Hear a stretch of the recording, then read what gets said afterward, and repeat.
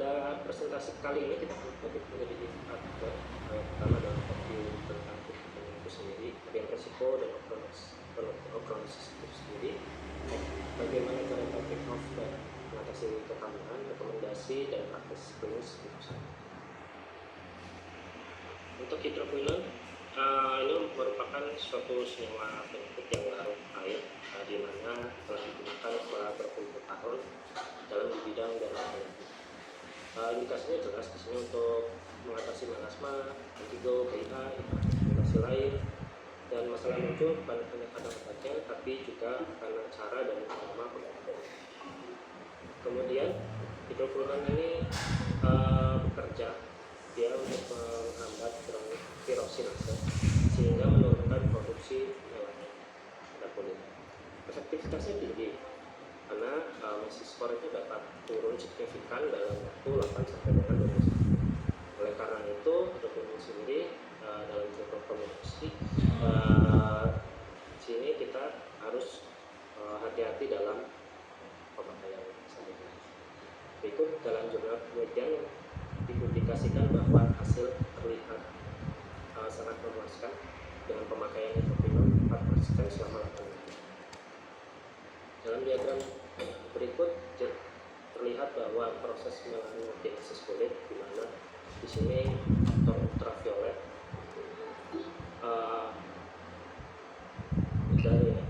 dari ini terlihat, dan radikal bebas akan merangsang tirosinase sehingga sel-sel melanosit ini akan terlepas, kemudian akan meningkatkan produksi melanin.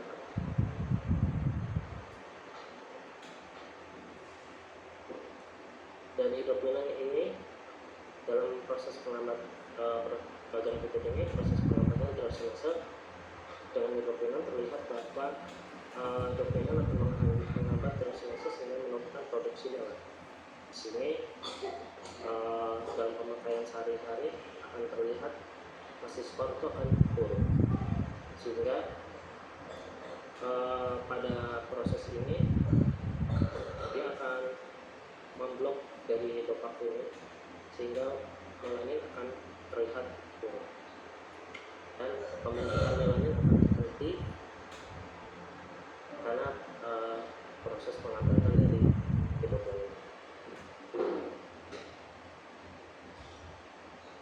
Bagaimana batas dan dosis durasi yang lazim digunakan? Di sini kita terlihat yang sering kita gunakan adalah 2 sampai 3 sesuai dengan persen. Misalkan pemakaian kontinu selama 3 sampai 1 sampai 3 bulan, atau beberapa kondisi mungkin ada yang bisa sampai 4 bulan, tergantung kondisi klinis pasien. Hindari penggunaan jangka panjang tanpa supervisi. Tahu sendiri efek sampingnya itu berat dan permanen sehingga sulit untuk diterapi. Dan edukasi pasien juga penting, jangan selalu menganjurkan pemakaian pasien dengan spektrum atau SPF yang tinggi.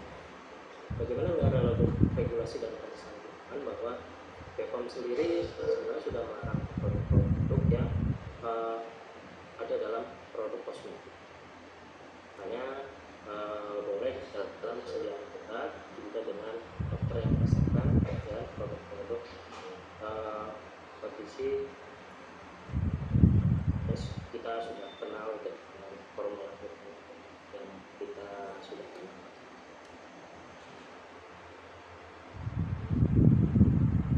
Konsekuensinya adalah bisa terjadi iritasi, hiperpigmentasi, dan okronosis eksotik. Mari kita kenal okronosis eksotik. Dia berupa pigmentasi abu-abu kecoklatan, bisa juga tampak di area utama, biasanya ada di area wajah. Lesinya retikular kasar, sering pada area wajah lama pemakaian rajin. Onsetnya akan lambat, bisa bertahun-tahun, sering setelah menggunakan yang kronis. Jika sudah terjadi, maka akan sulit diobati dan menyebabkan perubahan warna yang permanen. Berikut gambaran klinisnya. Di sini mulai dari kiri kita terlihat ada gambar mulai hitam kecoklatan, ada juga fakultatif pigmentasi retinoid. Dari pemeriksaan biopsi kulit kita dapat temukan banyak efek berupa pigmen kecoklatan berbentuk pisang pada lapisan atas dan lapisannya. Risiko terjadi pada pemakaian konsentrasi tinggi yaitu 4% dalam durasi pemakaian yang atau berbulan-bulan hingga bertahun. Umumnya biasanya pasien memakai sendiri tanpa diawasi oleh faktor risiko ini sering terjadi pada khususnya tipe kulit 4 sampai dengan yang terjadi di kawasan tropis. Kemudian paparan ultraviolet akan memperberat kondisi ini. Jadi dipastikan semakin dulu pasien selama pemakaian terapi ini. Bagaimana bisa terjadi di mana hidroquinon ini akan dioksidasi oleh tirosinase, kemudian akan membentuk metabolit. Kemudian metabolit itu berkaitan dengan metabolis dan akan dideposit di pigmen berupa hormon. Kemudian akan terjadi kerusakan kronis pada jaringan dekat dan anestesis. Risiko meningkat bila dosis tinggi dan durasi yaitu 4% tadi, 4% pemakaian aktif tadi dan pemakaian berbulan-bulan. Berikut bagannya, mulai dari awal pemakaian hidroquinon yang jangka panjang tanpa pengawasan, terus akan melakukan penetrasi mulai dari epidermis hingga sampai ke dermis. Ini akan terjadi metabolisme oleh tirosinase yang akan membentuk metabolit reaktif atau glucuronide compound. Ikatan metabolik dengan serat kolagen dan elastin akan terjadi dan akan dideposit pigmen kromatik dermis, sehingga kondisi ini yang menyulitkan atau bisa dibilang permanen pada pasien kromatik. Kemudian terbentuk elastosis dan degenerasi jaringan. Dari penampakan klinis akan terlihat pigmentasi biru kehitaman yang tampak atau kita sebut melasma eksotik. Masalah kambuhan setelah stok hidroquinon, di mana melasma sering kambuh setelah hidroquinon dihentikan secara mendadak. Hal ini terjadi yaitu merupakan suatu rebound melanosis, di mana biasanya terjadi relapse dalam beberapa minggu sampai dengan bulan.